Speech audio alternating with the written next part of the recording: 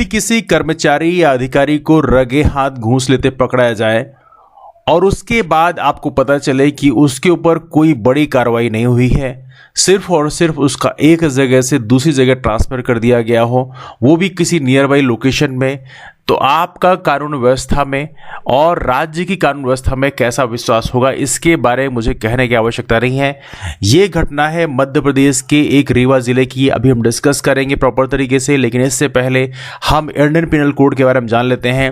Section 171E क्या बोलता है। इसमें ब्राइबरी के पनिशमेंट की बात की गई है कि यदि कोई घूस लेते हुए पकड़ा जाता है तो उसमें क्या क्या पनिशमेंट होगा। तो पनिशमेंट की बात करें, यहाँ पे लिखा है 1 साल तक का पनिशमेंट हो सकता है और साथ में उसके साथ में फाइन भी आपको लग सकती है, दोनों भी हो सकता है, या केवल फाइन या पनिशमेंट हो सकता है, समथिंग लाइक दैट। अब देखिए, इसमें इंटरेस्टिंग मामला यह है कि मध्य प्रदेश के रीवा जिले का ये मामला है, बिल्कुल ओपन एंड शट केस है। वैसे देखा जाए तो इसमें आप देखेंगे एक बाबू को रंगे हाथ पकड़ा गया और बाद में पनिशमेंट क्या मिला, आज हम इसके बारे में चर्चा करेंगे। लेकिन उससे पहले जान लेते हैं बेसिकली मामला क्या था। मामला ये था कि पिछले कुछ दिन पहले की बात है, 3 अगस्त को एक रीवा जिले की जिला शिक्षा अधिकारी कार्यालय में सहायक ग्रेड 3 है जिनका नाम है विजय कुमार शर्मा, इनको 10,000 रिश्वत लेते हुए लोकायुक्त रीवा पुलिस ने रंगे हाथ पकड़ा था। बिल्कुल रंगे हाथ पकड़ा था, कॉट रेड हैंडेड जिसे बोलते हैं। आरोपी ने निलंबित सहायक शिक्षक से बहाली के लिए 50,000 रुपये मांगे थे। पूर्व में आरोपी बाबू निलंबित शिक्षक से 5,000 रुपये ले चुका था। जब निलंबित शिक्षक मिन्नतें करने बार बार डीओ कार्यालय गया तो एक बार पस्त होकर पूछ लिया कितना लगेगा, तब बाबू ने कोरे कागज में 5 लिखा, जिसके चलते निलंबित शिक्षक ने 5,000 दे दिए। तब 5,000 लेते बाबू ने समझाया कि 5 का मतलब होता है 50,000। इसके बाद 3 अगस्त को निलंबित शिक्षक रिश्वत की पहली किस्त 10,000 रुपये देने पहुंचा, जहां आरोपी विजय बाबू को लोकायुक्त पुलिस से धर दबोचा। देखिए, यहां पे इंटरेस्टिंग मामला यह है कि जब कोई निलंबित होता है, मतलब ये सिस्टम बना लिया है कि भाई इतना पैसा दोगे तभी जाकर उसको बहाल किया जाएगा। ये हमारे राज्य की बहुत ही घटिया कानूनी व्यवस्था को दिखाता है।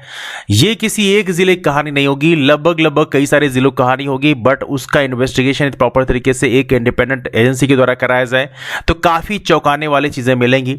और इवेंटली हमने एक नहीं मतलब कई सारी ऑफिसेज में देखा है जहाँ पे काम करने की जो वहाँ पे सिस्टम है उसमें बहुत ज़्यादा इंप्रूवमेंट की आवश्यकता है और बहुत ज़्यादा वहाँ पे खामियां अभी भी देखने के लिए मिलती हैं, जो कि वक्त के साथ में इसको इंप्रूव करने की आवश्यकता है।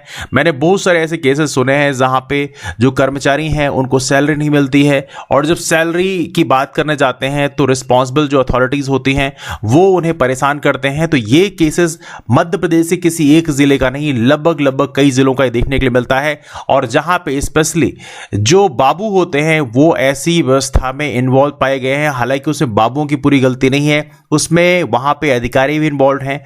और अधिकारी ही नहीं बल्कि मध्य प्रदेश का सारा सिस्टम, राज्य की जो एग्जीक्यूटिव है वो भी उसमें रिस्पॉन्सिबल कहा जा सकता है, बिकॉज आपके ही सब जानकारी में यदि चीजें हो रही हैं तो कहीं ना कहीं आप भी उसके रिस्पॉन्सिबल हैं। मतलब राज्य की यदि कानून व्यवस्था बिल्कुल लचर चल रही है तो इसके लिए कहीं ना कहीं राज्य की जो सरकार है वो इसके लिए फुली रिस्पॉन्सिबल मानी जा सकती है कि आपने ऐसी कोई मैकेनिज्म नहीं बनाएगी जिसके कारण ऐसे अधिकारियों और कर्मचारियों को पकड़ा जा सके।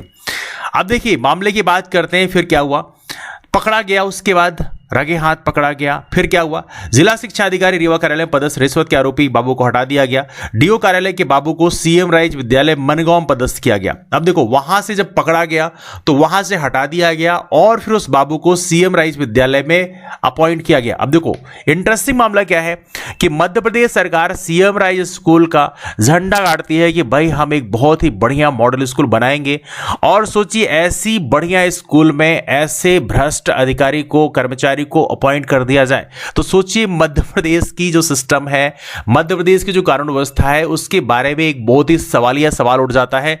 नाउ इसके बाद आप देखेंगे इस बाबत संयुक्त संचालक लोक शिक्षण रीवा संभाग ने गत दिवस आदेश जारी किए हैं। सामान्य प्रशासन विभाग मध्य प्रदेश के प्रचलित निर्देश व लोकायुक्त रीवा की एकल नस्ती में लेख प्रस्ताव के आधार पर यह कार्रवाई की गई। अब देखिए, सारे के सारे यहां पर जुगलबंदी बना रखे हैं, मतलब इस करप्शन को कंट्रोल करने में किसी की भी बहुत ज्यादा रुचि देखने के लिए नहीं मिल रही है।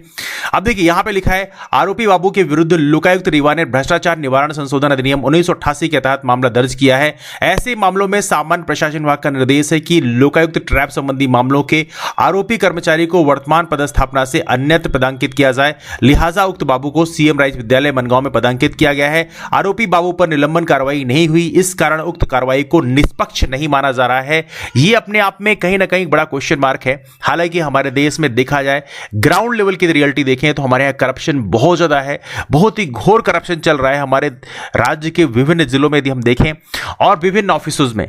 और इसको यदि आप कंट्रोल करना चाहते हैं तो इसके लिए बहुत ही तगड़े पनिशमेंट की आपको प्रोविजन लेके आने पड़ेंगे, तभी जाकर राज्य में ऐसी जो करप्शन है उसको आप कंट्रोल कर सकते हैं। आप खुद सोचिए, हमारा देश, हमारा राज्य इस समय ऐसी करप्शन, घूस लेने की गतिविधियों से त्रस्त हो चुका है और राज्य सरकार कोई भी इसमें कंक्रीट फैसला नहीं ले रही है।